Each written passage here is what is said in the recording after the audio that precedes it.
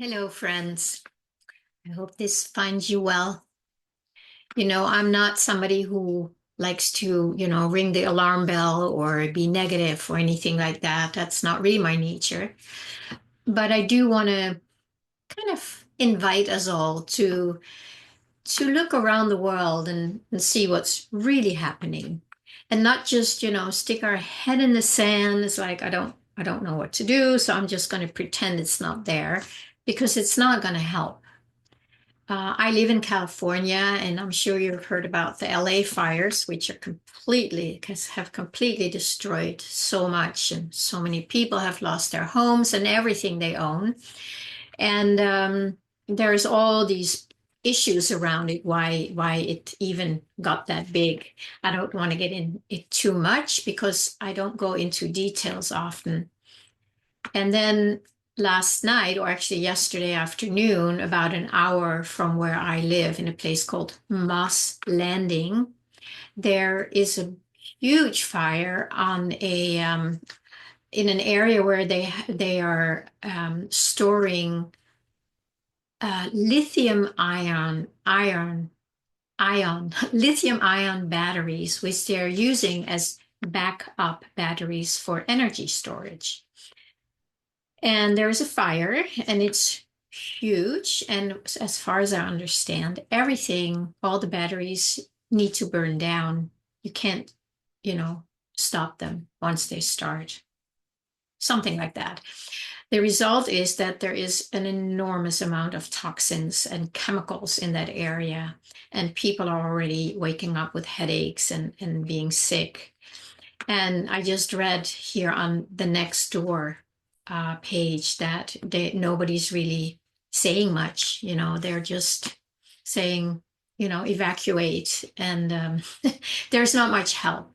And that's how it has been for a long time with all these huge disasters that are happening all over the world. A lot of them here in the US for sure. So, what am I want to say today? I think we really need to build some kind of a collective courage, create conscious communities. I'm using all the big C words here. Collective courage, conscious communities. We really need to really know each other and help each other. If this is going to continue the way things have been going now for a while, there was also in North Carolina, Lahaina. There's all these places where people basically have lost everything and they're on their own. They have their neighborhoods. So before anything hits any of us, I would suggest that we really reach out to our neighbors and get to know each other and start preparing. I don't want to prepare for disaster, but I want to prepare for being able to get through this without too many missing needs that we need every day. It's not a bad idea. If nothing happens, we're all going to be much happier than if something does happen. So, keep things that you know you're going to need on hand. And I know this is a very different video that I'm sharing today, but I've known about this for so long. I don't talk much about it. I'd rather have people prepare on the deeper inner levels so that we are not getting lost in the outer distractions and disasters. It's great to have conscious community and collective courage all around us, and we probably are going to need it. But we really also need that soul connection, that source connection, that knowing who we are. It's like something we can rest back into while we're doing all these things, so that we're not doing things from here in panic, in fear, in separation. Not to say that that may not be there if we go through some hard times, but constantly Come back in, rest in your true nature, rest in your source connection so you can feel it, so that you do not feel disconnected. When we go here and act from here, it's because we feel disconnected from our source. We feel disconnected from having our needs met naturally. It's going to be probably a tough ride. Many, if not most of us, or not all of us, I have no idea. Having source connection, you keep the channel open where your needs will be met, maybe very differently than you think, but it will not hurt to keep the channel open to your source. It will not hurt to really know your neighbors well and have some ideas what to do if something should happen. And it's not a bad idea to store the things that you know you are going to need daily. It could be medical supplies, it could be food. As you know, I don't know if you know this, but I've been growing my own food here for years. And it's because I love it. But when things start getting tough, it's nice to know that I can grow my own food and that I am. Make sure you have some rice bags, some bean bags, some lentil bags, something that you know you will have access to food in case something changes around you where you may not have access to that for a while. And instead of, going out and begging your neighbors, then instead you say, come here, I have enough, I have enough to share with you. So if we want to live in a more conscious world, which is where we are heading, the old structures have to crumble. And that's what we see happening around us. Yes, it's horrific, absolutely horrific. And it's not that this is just happening now. Horrific things have happened forever, right? But it's going to be amped up right now, and it is being amped up. And it's going to go faster and faster where we go, oh my God, oh, now this, oh, now that. And the mind is going to be like all frazzled. So come back here and make yourself available for this presence that you are, that source connection where things can come through and from and as.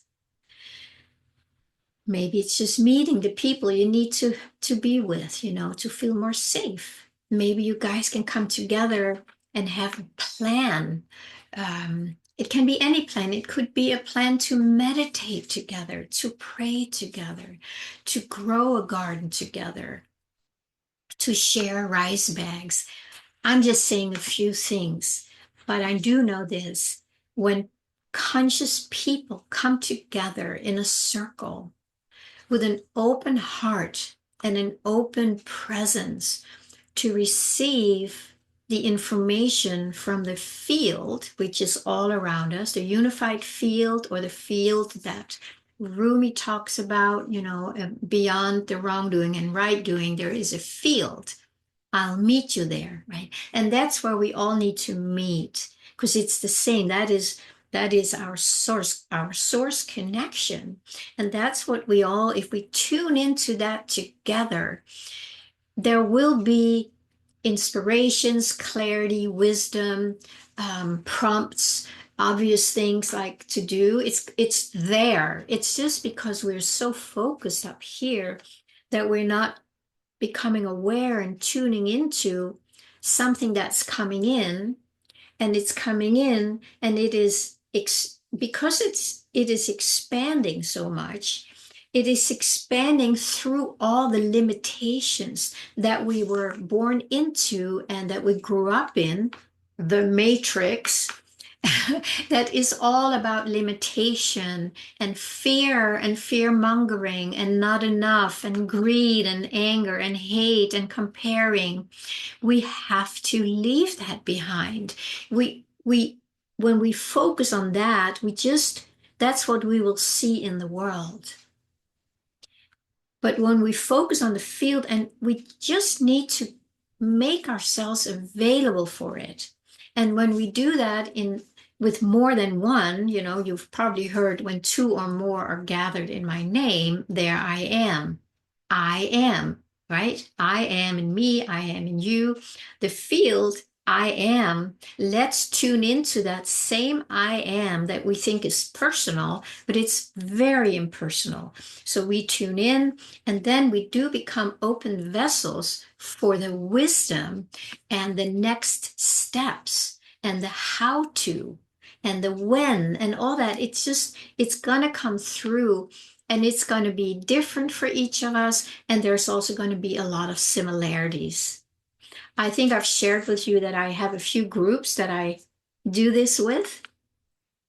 And when we tune in, then there's like each gets something, and then when it's shared, then it kind of sparks things in other that you may not have thought about. But when you hear it, and when it comes from the field through the silence, then it sparks that same field, that opening to the field in others. And in that, we open up more. That's why, we're one or two or more. It's like there's more receptivity to it.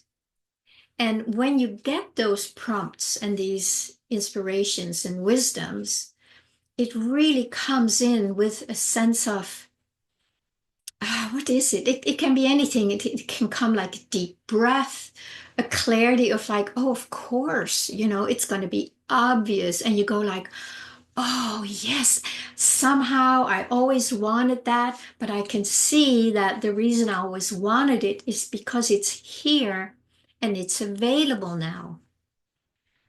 So it's just an invitation, I'm not trying to talk anybody into believing me or doing what I suggest. You have to listen deeply inside and learn to listen to it and learn to trust it and really start getting that sense of energy like, oh, and it's going to be more and more obvious the more you spend time here. So every time I do one of my YouTube videos here, it's always an invitation to come back here and start learning the language of your heart, of your longing, of your wisdom, of your body, of the field. It's kind of all the same, but it comes through as something that will make sense to you. Even if it doesn't make sense, you still know that's like, but it's here. It's just your mind that may not have caught up yet. So why don't we take that in as a possibility if it resonates with you, and then see if you want to connect with some other people and say, gosh, why don't we think about this or think about that, and then see what happens. It can't hurt for sure. So, and sometimes we can also be afraid to speak these things. I mean, I felt a little hesitant, should I say it? Are people thinking it's negative? Are they going to call me this or that? But I think we're over that now. There's something much bigger that feels much more important. And so, whatever little fears we have, see if you can just expand through those from the inside, not from the mind. It's like, yeah, this is true. And then it comes with this energy of expansion, and it feels good. There's some sense of courage or confidence. It's like, oh yeah, and let that energy lead you. That's my invitation for you for today. And as always, I would love to hear from you. Feel free to like, subscribe, comment below, and share with your friends if this resonates. Maybe you want to share this video with some people that you have in mind and see how they relate to this. Maybe this could be a little entryway into inviting others to check this out. All right, my friends, have a fun exploration in this. Until we meet again.